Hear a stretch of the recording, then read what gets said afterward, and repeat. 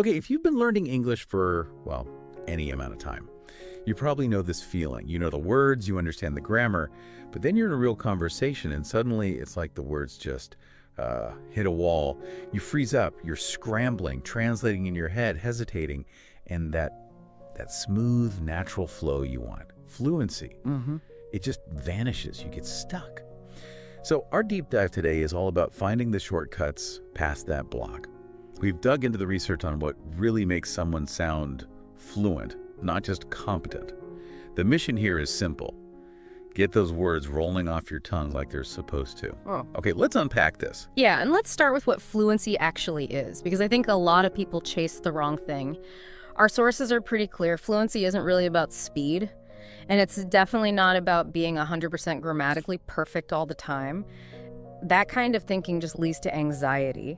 Right? Real fluency, it's more about confidence. It's about clarity and connection. It's being able to keep the conversation going without those awkward long pauses. Even if you use simple words or, maybe miss an as here and there, it's really comfort over absolute correctness. That phrase, comfort over correctness, that feels like the key right there. It's a mindset shift, isn't it? Totally. Because if you're aiming for flawless, you're basically setting yourself up to hesitate. Fluency, it seems, starts inside your head. Exactly. The very first hurdle for almost everyone is that mental translation step. It's like this double processing tax. You hear English, translate it, think of a reply in your native language, then translate that back into English. Wow, yeah, that's like 3 steps for every single thing you want to say. Right. It guarantees you're going to pause. You're going to hesitate. So the first big practical step then is you have to train yourself to think in English. Now that sounds daunting, I know, but the way to start is small. Really small. Yeah, don't try to have complex philosophical debates in your head on day 1. Right. Just like narrate your own life in English, inside your head. Instead of thinking, j'ai besoin de vérifier cet email, or whatever your language is. You just think, okay, I need to check that email now, or this coffee is too hot. Simple, direct thoughts. It forces your brain to skip that native language detour. Okay, but the second you try that, you run into the next wall, which is judging yourself, right? The self-criticism. Oh, yeah. That inner critic is loud. Which brings us to the next crucial point. Embrace imperfection. The research is really strong on this. Well, if you obsess over every little grammar mistake or pronunciation wobble, you actually kill your own progress. oh, so. Because every time you stop yourself mid-thought to correct some tiny error, you're reinforcing the habit of stopping. You're practicing pausing, not flowing. So it sounds almost radical, like just make mistakes. Well, not quite aim for mistakes, but prioritize communication. Did the other person understand your main point? If yes, that's a win. Move on. If you wait forever trying to construct the absolute perfect sentence, the moment's gone. The conversation moved on without you. Yeah, that makes sense. And that leads right into something else I see learners do. This urge for clarity over complexity. Wanting to sound smart or advanced by using really complex words. I get the temptation. You learn a fancy new word, you want to use it. Show off a bit. Right, like using assist instead of help or purchase instead of buy. Exactly, but that's often where fluency just tanks. Yeah. Because those complex words, they often take a fraction of a second longer to retrieve from your memory. And that tiny delay multiplied over a whole conversation is what creates that hesitant stop-start feeling. So sticking with simpler, more common words actually helps you sound more fluent. Absolutely. Think about it. Fluent speech feels lightweight, quick. Yeah. If you can say something clearly with use, why pause searching for utilize? Stick with buy. Stick with help. It keeps the engine running smoothly. You'll sound much more natural than someone stumbling over an impressive but unnecessary synonym. Okay, that's a big mental reset. Ditch the translation habit, embrace mistakes, keep it simple. So once the mind is kind of prepped, what's next? Now we load the system. Load the system, okay. Yeah, because fluency isn't just about the words themselves. It's the rhythm, the intonation, Yeah. like the music of English. Ah, right. The sound of it. Exactly. And this is where it gets really interesting because the focus shifts heavily to listening. The advice is listen more than you speak. And this isn't just passive background noise, it's active input training. So like podcasts, videos. Podcasts, videos, audiobooks, anything where you hear natural, fluent English. Daily exposure. You're essentially training your brain, your auditory system, to recognize the patterns, the way words link together, the flow, stuff you just don't get from a textbook. Okay, so that constant listening builds the foundation. And that leads us to a very specific kind of physical technique called the shadowing technique. I find this one fascinating. It is fascinating and incredibly powerful. It forces you to practice the actual physical act of speaking English rhythmically. So how does it work exactly? You take a short audio clip, maybe a minute or two from a podcast or a movie scene, you play it, and you speak along with it in real time, simultaneously. Whoa. Okay, so you're literally talking over the original speaker. Yep. You're trying to mimic everything, their speed, their pitch changes, their pauses, even their accent, as closely as you possibly can. I gotta say, that sounds... Well, it sounds kind of weird. Like I'd feel ridiculous doing that. Huh. It does feel weird at first. You might be muttering along in your kitchen feeling silly. Yeah. But the reason it works so well is you're not focusing on what to say. You're not translating or constructing sentences. You're purely practicing the mechanics of the sounds, the rhythm, the intonation, what linguists call prosody. Ah, prosody. Right. It's muscle memory for your mouth and your brain. It forces you to keep up with native speed, which is really hard to practice otherwise. Builds confidence in just letting the sounds flow. Okay, I can see that. But if trying to talk exactly at the same time feels too hard initially... Right. Good point. There's a great way to ease into it using subtitles. We can call it the subtitle progression. Subtitle progression. Okay. It's a two-step thing.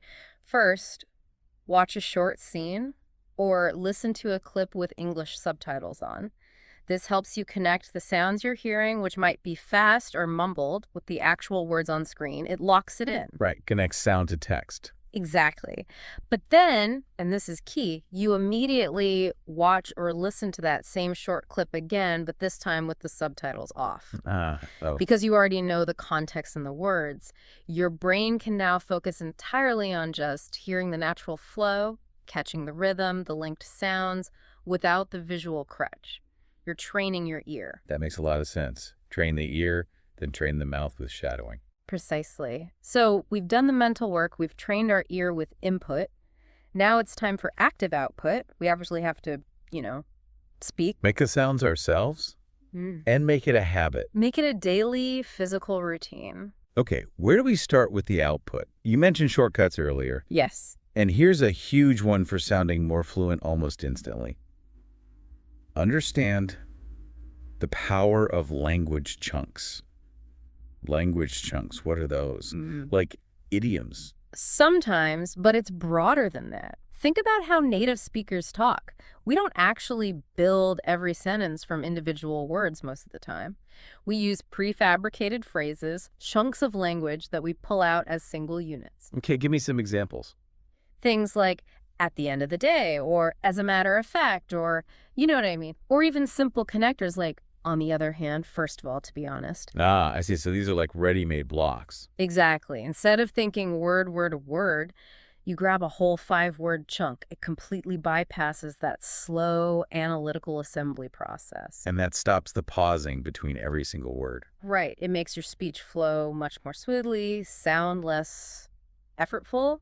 It frees up your brain power to think about the next chunk or the actual content. Okay, so learning and using these chunks is key. What else helps with the actual speaking practice? Another simple but really effective physical practice is reading out loud. Just reading anything, like a news article. Yep. News article, a bit of a book, a transcript like this one. Grab some text and read it out loud. But don't just read it flatly. Try to perform it a little. Use the emotion and tone you've been hearing in your listening practice, the stuff you practice with shadowing. So connect the thinking and listening to the actual speaking muscles. You got it. It drills articulation, helps you get comfortable with the volume and physical feeling of speaking English for longer stretches, makes real conversation feel less like a marathon. Okay, reading aloud. Makes sense. Now, you mentioned feedback earlier. How do we get objective feedback on our own speaking? Ah, the game changer. Yeah. You need the self-correction tool, which means recording yourself. Oh, boy. Yeah. Yeah, I know people hate listening to recordings of their own voice. Everyone does. It's universally awkward. But it is so, so valuable. It's almost non-negotiable if you're serious about improving fluency quickly. Why is it that important? Because you simply cannot accurately judge your own speech while you're in the middle of speaking. Your brain's too busy doing other things. But when you listen back to a recording, you get objective data. Data. Like what? You can hear exactly where you hesitated. You can count how many times you used filler words like or or like. You can catch those pronunciation mistakes you keep making on the same sound. Okay, I see. It's like watching game film for an athlete. Perfect analogy. And remember that mindset we talked about? Observe, don't judge. You're not listening to beat yourself up. You're listening like a detective. Okay, I consistently pause before using past tense verbs, or the sound needs work. Then you know exactly what to focus on in your next practice session. That targeted feedback loop. Okay, I'm sold on the recording, even if it's painful. So we have thinking, listening, chunks, reading aloud, recording. What ties it all together? Consistency and real-world use. It comes down to habit formation. Consistency beats intensity. This is huge, meaning practicing for, say, 15 minutes every single day is way, way more effective than trying to cram in a massive 3-hour study session once a week. Right. Building those neural pathways needs regular work. Absolutely. Even a short daily session of shadowing or reading aloud or reviewing your recording keeps the momentum going and makes the learning stick. And then finally, you have to actually use it with people. Yeah, absolutely have to. All this practice prepares you, but fluency ultimately grows in consistent interaction, real conversation. That's where the practice meets reality. Yep. You need to find opportunities. Language exchange partners online, conversation groups, maybe colleagues or friends if you have them. This is where you test yourself. Can you use those chunks under pressure? Can you recover quickly if you stumble? It's the only place you practice the unpredictable nature of real human back and forth. Jumping in, sharing thoughts, reacting. Wow, okay. That's a really comprehensive roadmap. We've covered a lot of ground. We talked about the crucial mental shifts, like ditching the translation habit and not aiming for perfection.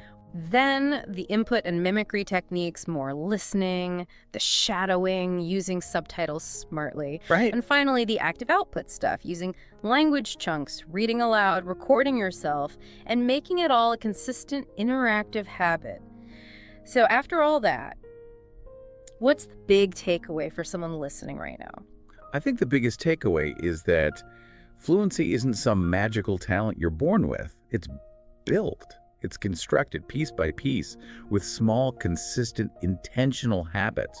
And you have to internalize tip 12, which is really about mindset, patience in the process. Yeah, it's not going to happen overnight. Definitely not. You'll have good days, you'll have bad days where words just don't come. That's normal. Trust that if you keep applying these techniques, especially the daily ones, the flow will improve. You just have to give that muscle memory time to develop. And, the sources we looked at really stress celebrating the small wins along the way. It keeps you motivated. Celebrating progress. Okay. Yeah. So maybe that leads to the final thought for you listening. Given everything we've laid out, this whole actionable plan, what's one small, tangible piece of progress you can aim for and actually celebrate this week? Not the huge goal of being fluent, but something specific. Maybe it's shadowing 1 minute of difficult audio without stopping, or using 5 new language chunks in a real conversation. Or maybe just having a 2-minute chat